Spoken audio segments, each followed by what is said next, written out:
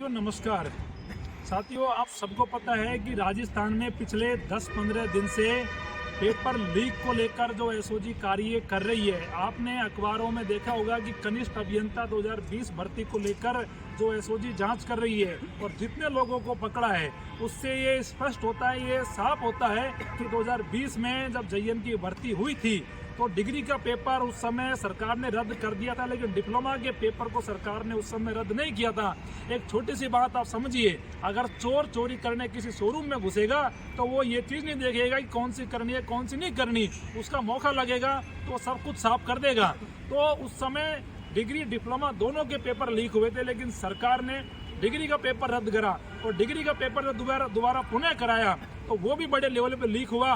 उस समय भी हमने बड़े लेवल पे सरकार को घेरा, आंदोलन करे, अनशन करे और मजबूती से आवाज उठाई कि इस पेपर को आप रद्द कर दीजिए, लेकिन सरकार की हठधर्मिता रही कि उस पेपर को उन्होंने रद्द नहीं करा।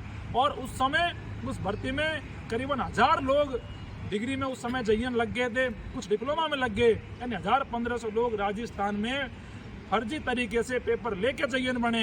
आप अनुमान लगाइए साथियों कि वो सिस्टम में जब काम करेंगे तो किस प्रकार से करप्शन करेंगे, किस प्रकार से वो सारी चीज़ों को तहस नहस कर देंगे।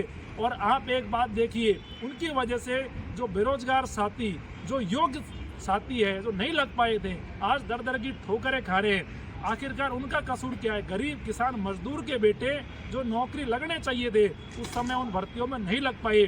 साथियों, राजस्थान में आप देख सकते हो कितने बड़े लेवल पे पेपर माफियाओं की एक गैंग काम कर रही है। अभी कनिष्ठ अभियंता भर्ती में जिन लोगों को इन्होंने पकड़ा है उनमें जगदीश बिश्नोई जो 2005 से पेपर बांट रहा है और उसका ये कहना है कि उसे ये नहीं पता कि उसने कितनी भर्तियों में पेपर बांटे हैं। तो अनुमान लगाओ कि अब तक उसने कितने लोगों को गलत तरीके से नौकरी लगाया है। उसके साथी हर्षवर्धन खुद ये कह रहा है कि मैंने करीबन 500 लोगों को अब तक सरकारी नौकरी लगा दिया। उसकी घरवाली सरकारी जॉब में, उसके रिश्तेदार सरकारी जॉब में हैं, करोड़ों की प्रॉपर्टी उसके पास में, 1000-2000 करोड़ की प्रॉपर्टी इन सारे सरगनाओं के पास मिली है। आप सोचिए कि कितने बड़े लेवल पे राजस्थान की सभी भर्तियों में, चाहे पुलिस की हो, एसआई हो, फर्स्ट ग्रेड हो, इन्होंने आरएस तक की भर्ती को नहीं छोड़ा। यानी कितने बड़े लेवल पे ये गिरोह काम कर रहा है। और अभी तो ये चंद नाम सामने आए हैं, बहुत सारे नाम ऐसे हैं जो आपके सामने आना बाकी है। अगर आज राजस्थान की युवा शक्ति इस आवाज को बुलंद नहीं करेगी तो राजस्थान में जो आने वाले समय में जो भर्तियां होंगी सब में आपको बड़े लेवल पर भी पेपर लीक होते दिखाई पड़ेंगे। हम राजस्थान सरकार और कर्मचारी चयन बोर्ड एसओजी, आज हम कर्मचारी चयन बोर्ड में हैं पूरी युवा शक्ति के साथ में और निवेदन कर रहे हैं, कर्मचारी चयन बोर्ड के चेयरमैन से मिले हैं कि पेपर लीक जैसी घटनाओं पे जीरो टॉलरेंस की नीति सरकार को और आपको बरतनी चाहिए, क्योंकि ये युवाओं के भविष्य से जुड़ा मामला है। इससे बड़ा युवाओं के लिए कुछ नहीं हो सकता। कर्मचारी चयन बोर्ड के अध्यक्ष ने आश्वस्त किया है कि पेपर लीक के मामले में हम कतई कोताही नहीं बरतेंगे, हम पे जो बनेगा वो पूरा प्रयास करेंगे पेपर लीक को रोकने को लेकर। लेकिन मैं सरकार से भी निवेदन करना चाहता हूँ कि ये चंद लोगों को पकड़ने से राजस्थान में पेपर लीक की घटनाएं बंद नहीं होने वाली है। जो भी लोग इन सरगनाओं ने जितनी भी भर्तियों में, चाहे वो जेईएन की भर्ती हो, चाहे वो राजस्थान पुलिस की भर्ती हो, चाहे वो एसआई की भर्ती हो, चाहे वो पटवारी की भर्ती हो, जिन लोगों को पेपर लीक के पेपर लेकर नौकरी लगाया है इन पेपर माफियाओं ने, उन सब की आप जांच कराइए और उनको जांच करा के सबको बाहर करिए, जिससे आने वाले समय में कोई पेपर लेने की हिम्मत नहीं करे।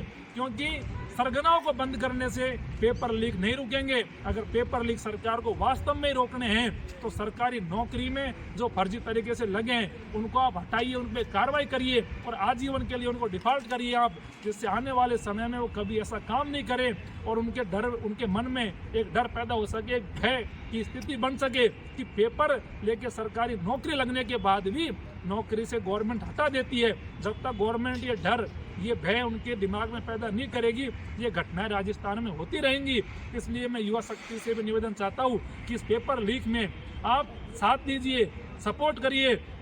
और सरकार से मांग करता हूँ, आपने कानून बनाया, आपने बड़ी बड़ी बातें करी कि 10 साल की सजा मिलेगी, प्रॉपर्टी जब्त होगी, उम्र कैद होगी। किसको उम्र कैद आपने दी है? किसको 10 साल की सजा दी है? किसकी प्रॉपर्टी जब्त करी है? ये भी आप बता दीजिए। पूरे राजस्थान के युवा मांग कर रहे हैं साहब, इनकी आप 10 साल की जेल मत करो, इनको उम्र कैद मत करो, आप इनको फांसी की सजा दीजिए चौराहे पे लटका कर। जो युवाओं के भविष्य के साथ में खिलवाड़ कर रहे हैं, उन लोगों को जीने का कोई हक नहीं है, कोई अधिकार नहीं है। और सरकार को सख्त से सख्त कार्रवाई इस मामले पर करनी चाहिए, जिससे राजस्थान के भविष्य युवाओं का सुरक्षित रह सके, और सरकार को इसको लेकर कड़े कदम उठाने चाहिए। धन्यवाद।